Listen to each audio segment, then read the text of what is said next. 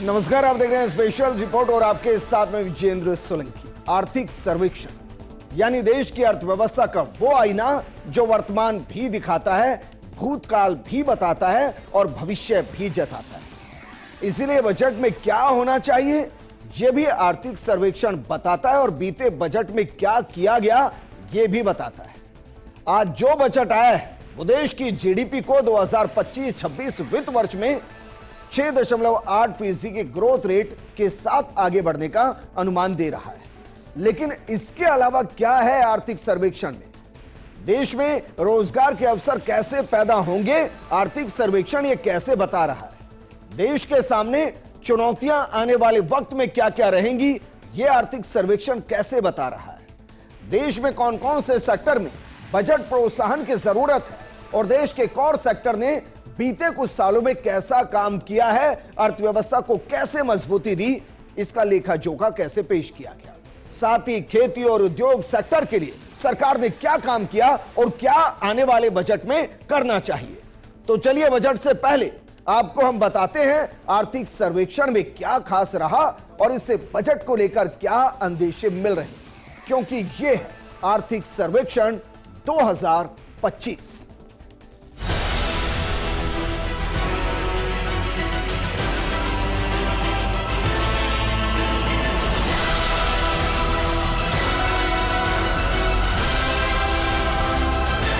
Economic Survey 2024-25. शुरुआत करते हैं भारत की ग्रोथ के साथ। ग्रोथ को समझना है तो जीडीपी की वृद्धि दर को समझना पड़ेगा। तो जरा यही देखिए कि मोदी के प्रधानमंत्री बनने के बाद भारत की अर्थव्यवस्था जीडीपी के आधार पर किस तरीके से वृद्धि करती नजर आई।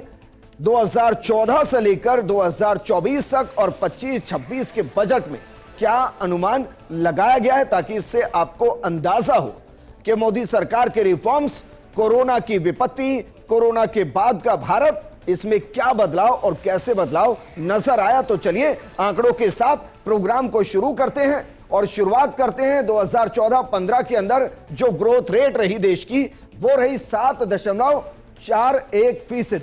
इसको जरा गौर से देखिएगा, क्योंकि इसके अंदर ही 2047 में विकसित राष्ट्र का फॉर्मूला छिपा हुआ है। 2015-16 के अंदर जो ग्रोथ रही भारत की वो 8% रही। 2016-17 के अंदर 8.26% रही। 2017-18 के अंदर 6.80% रही। 2018-19 के अंदर 6.45% रही और 2019-20 के अंदर 3.87% रही। इसमें आप कोरोना के फेज को देखिए और जो ये फेज हो, ये जो फेज है 2018-19 और 17-18, दरअसल ये वो फेज होते हैं जब राज्य के अंदर चुनाव हो रहे होते हैं, देश के चुनाव हो रहे होते हैं। और इसलिए आप आजादी के बाद से आंकड़े उठाकर लाइए, जब जब आम चुनाव हुए हैं उस साल जीडीपी में कमी महसूस की गई। लेकिन इससे आगे बढ़ते हैं और जरा देखिए इससे आगे जीडीपी कैसे बढ़ती हुई नजर आई। 2020-21 का आंकड़ा देखिए, -5.83% नेगेटिव ग्रोथ जीडीपी की। और वजह क्या थी? वजह बिल्कुल स्पष्ट, कोविड-19 महामारी के कारण मंदी, और वो मंदी सिर्फ हिंदुस्तान में नहीं दुनिया भर के अंदर थी। और हमारी जो ग्रोथ नेगेटिव लगभग 6% के आसपास थी। दुनिया में कई ऐसे देश थे जिनकी ग्रोथ नेगेटिव 10 तक चली गई थी और उस जोर भी भारत संभला था, क्योंकि ये वो दौर भी था जब भारत वैक्सीन सप्लाई कर रहा था।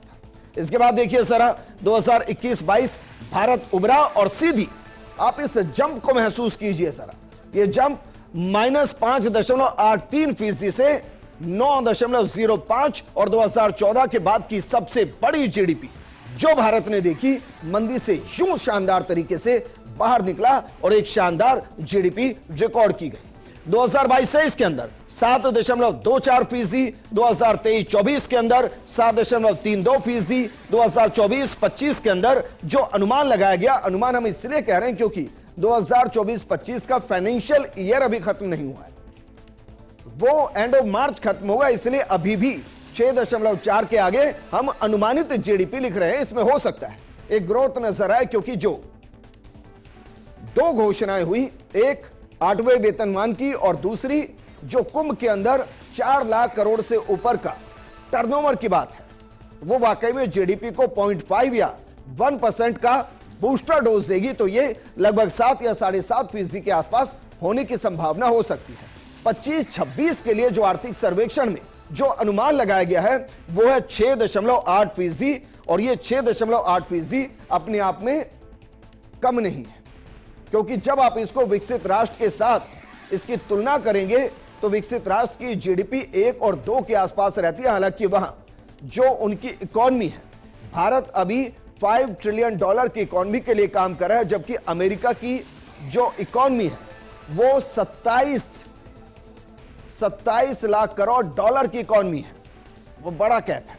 लेकिन जरा देखिए भारत की जीडीपी का जो आकलन है, एक तो आर्थिक सर्वेक्षण है, लेकिन क्या जो बाकी के संस्थान हैं क्या वो भी भारत की जीडीपी को इसी तरीके से देख रहे हैं आने वाले साल के लिए?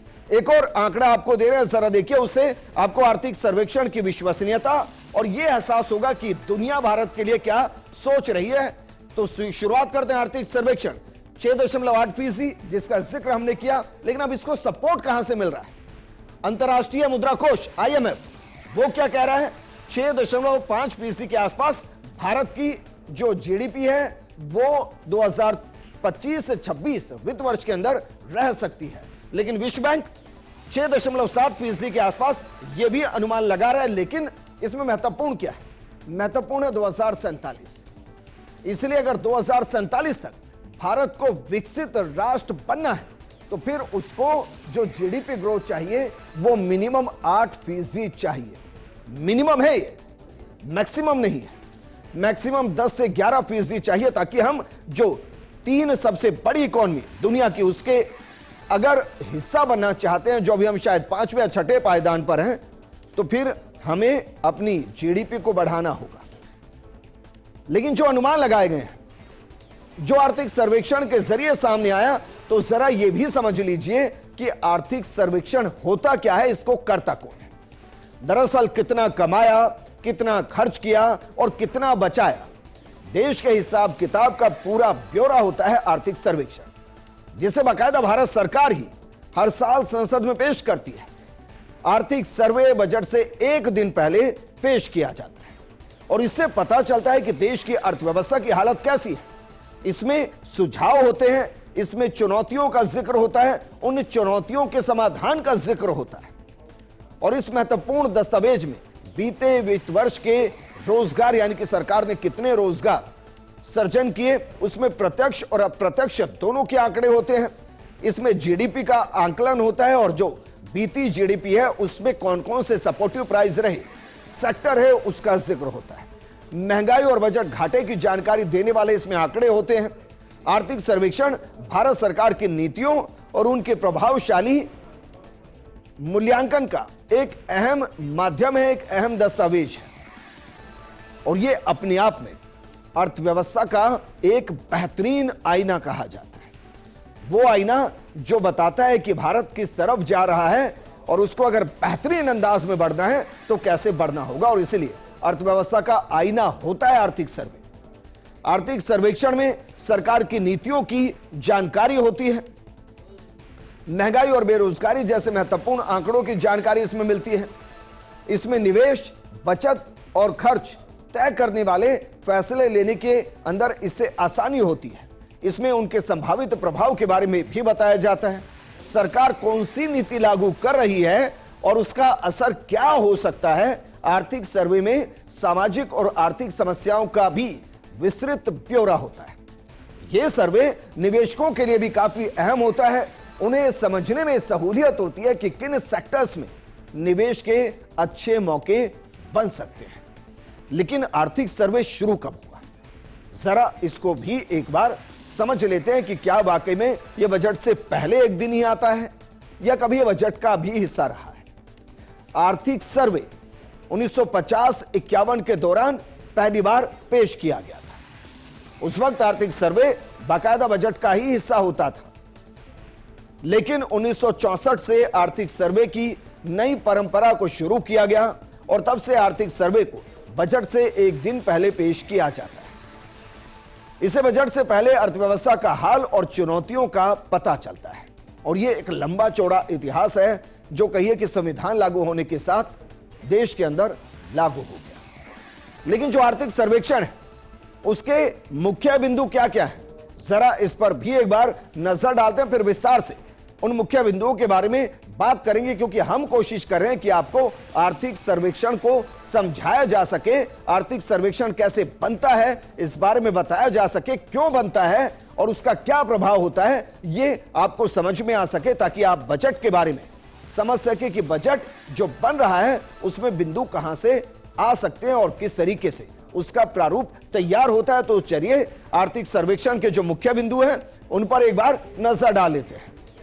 पहला जो बिंदु है वह आर्थिक स्थिति का मूल्यांकन, दूसरा नीति और सुधारों का परिचय, तीसरा आर्थिक चुनौतियां और समाधान, और चौथा वित्तीय वर्ष का पूर्व अनुमान। ये चार मुख्य बिंदु हैं जो आर्थिक सर्वेक्षण के अंतर्गत आते हैं। तो चलिए एक एक बिंदु को विस्तार से समझते हैं और सबसे पहले बात करते हैं आर्थिक स्थिति के मूल्यांकन की।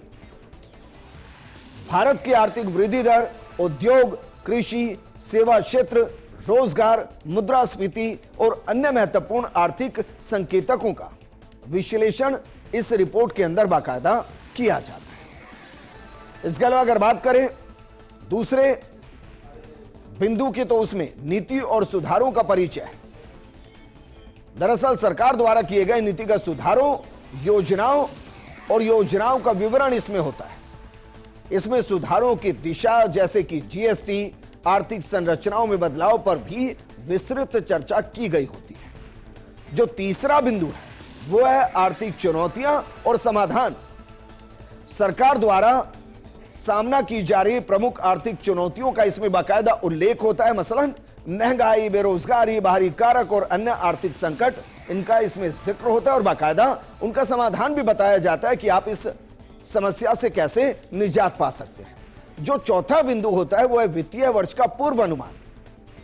आर्थिक सर्वेक्षण अगले वित्तीय वर्ष के लिए अनुमानित आर्थिक वृद्धि दर, राजकोषीय घाटा, मुद्रास्फीति और अन्य आर्थिक संकेतकों पर भविष्यवाणी करते हैं।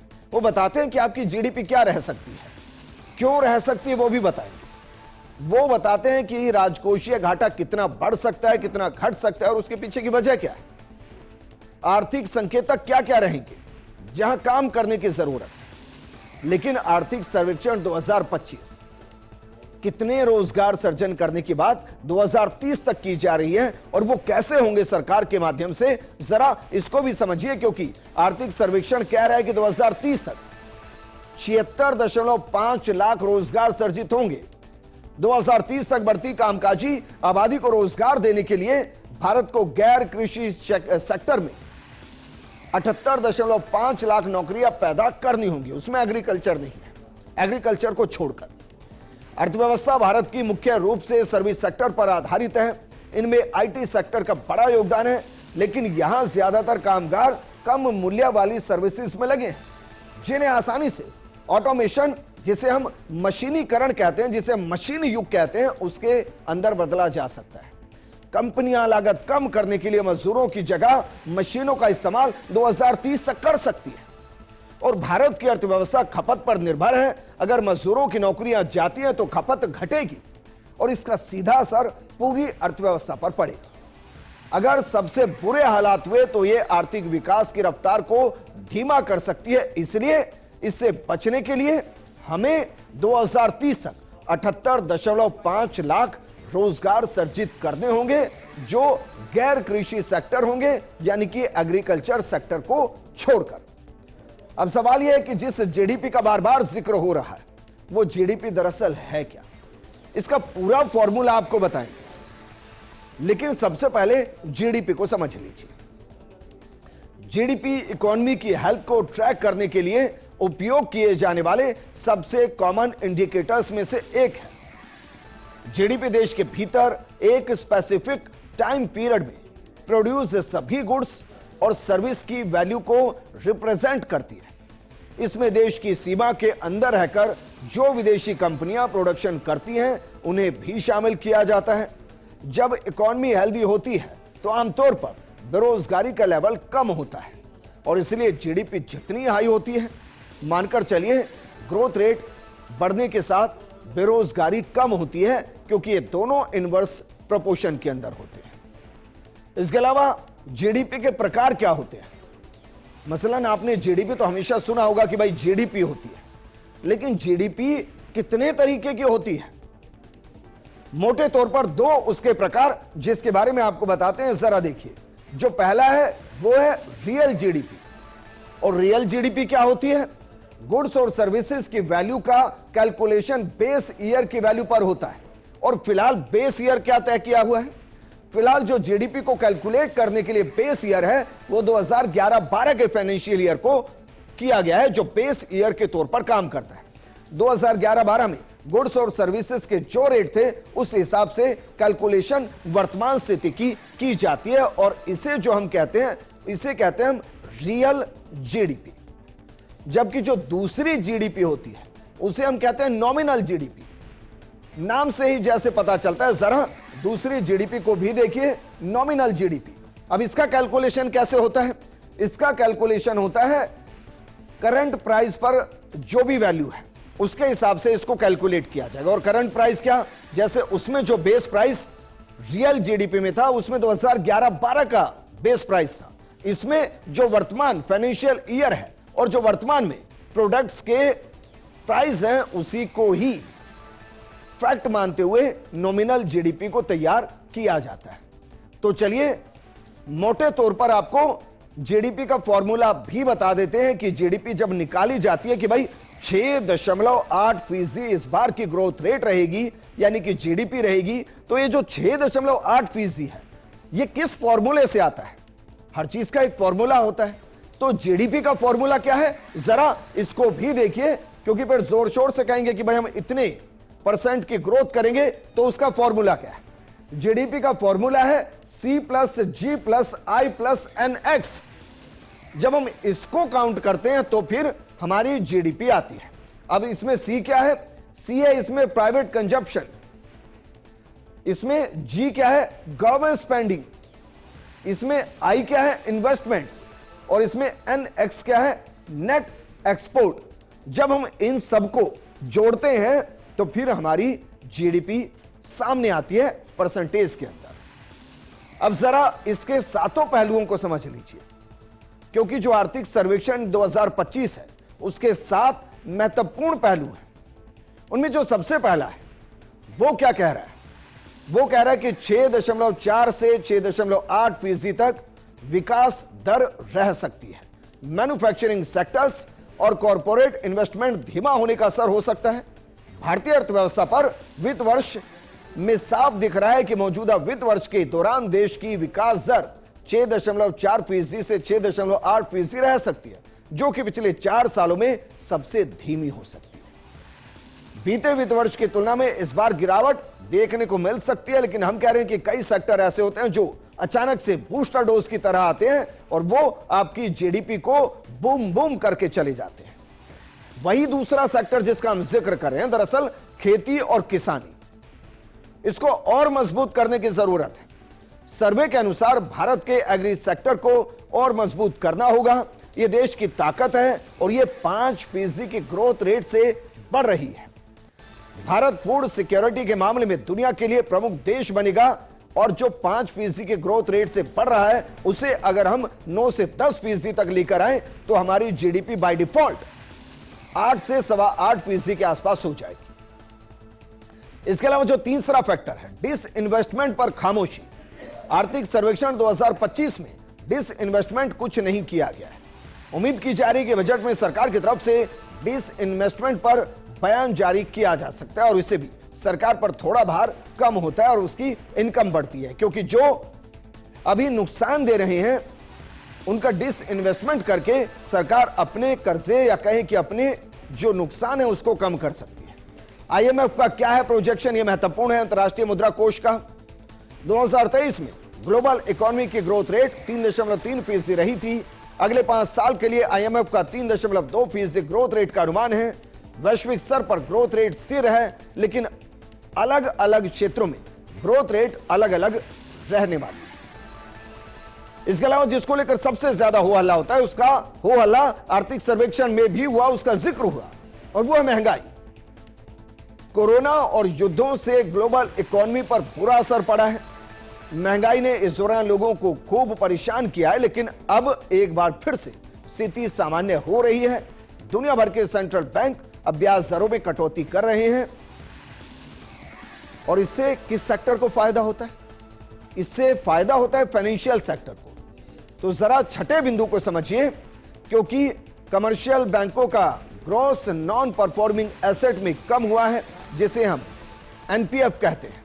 रिपोर्ट के अनुसार कमर्शियल बैंकों का ग्रॉस नॉन परफॉर्मिंग एसेट वित्त वर्ष 2018 के उच्चतम स्तर से काफी कम हो गया है। ग्रॉस नॉन परफॉर्मिंग एसेट सितंबर 2024 तक 2.6% आ गया था। दरअसल जो एनपीए होता है ना, ये वो कर्जे पर दी गई राशि होती है किसी भी बैंक की तरफ से जिसके भुगतान की उम्मीदें ना के बराबर हो जाए, लगभग जीरो हो जाए, यानी कि उसको बैंक डूबा हुआ पैसा मान ले, उसे हम एनपीए कहते हैं। और ये 2018 के बाद से तेजी से कम हुआ है, यानी कि बैंकिंग सेक्टर सुधरी है, मजबूत स्थिति में आए हैं। सातवां पॉइंट क्या है? प्रत्यक्ष विदेशी निवेश बढ़ गया है। एफडीआई के मोर्चे पर यह वित्त वर्ष काफी अच्छा रहा। एफडीआई वित्त वर्ष 2024-25 में $55.6 बिलियन रहा, जो 2023-24 के पहले 8 महीने में $47.2 बिलियन रहा था। अब इसमें दो तरीके का इन्वेस्टमेंट होता है, एक जमीन पर जो इन्वेस्टमेंट होता है, दूसरा एफआईआई के माध्यम से, फॉरेन इन्वेस्टमेंट के माध्यम से, जो आपके शेयर मार्केट के जरिए कंपनियों में होता है। अब इसमें दो फैक्टर, एक तरफ एफडीआई बढ़ा है और दूसरी तरफ एफआईआई ने अपने हाथ बीते कुछ 6 महीने में बहुत तेजी से खींचे हैं, और उसी वजह से शेयर बाजार और जो कंपनियों के शेयर हैं उनमें कमी आई है। तो एफआईआई जिसको एक तरीके से न्यूट्रलाइज करती है डीआईआई, क्या उसके लिए कुछ होगा? क्या शेयर बाजार में निवेशकों को प्रोत्साहित करने के लिए कुछ होगा? क्या इनकम टैक्स स्लैब बढ़ेगा? क्या 8वां वेतन आयोग लागू होने के बाद टैक्स स्लैब को बढ़ाते हुए एमएसएमई सेक्टर को बूस्टर डोज दी जाएगी और बड़े उद्योगों से इतर लघु उद्योगों को बढ़ावा मिलेगा? और क्या मध्यम वर्ग को इस बार के बजट से वो तमाम सुविधाएं मिलेंगी, वो राहत मिलेंगी जिनकी वो उम्मीद कर रहा है? आर्थिक सर्वेक्षण इन सब के इर्द गिर्द ही टिका हुआ है। कल बजट का इंतजार कीजिए। फर्स्ट इंडिया वादा करता है कि आपको आपकी भाषा में बजट समझाने की कोशिश करेंगे, मतलब आसान भाषा में। इसलिए सुबह से फर्स्ट इंडिया के साथ बने रहिएगा। इस प्रोग्राम में फिलहाल इतना ही, लेकिन आप बने रहिए फर्स्ट इंडिया न्यूज के साथ। नमस्कार।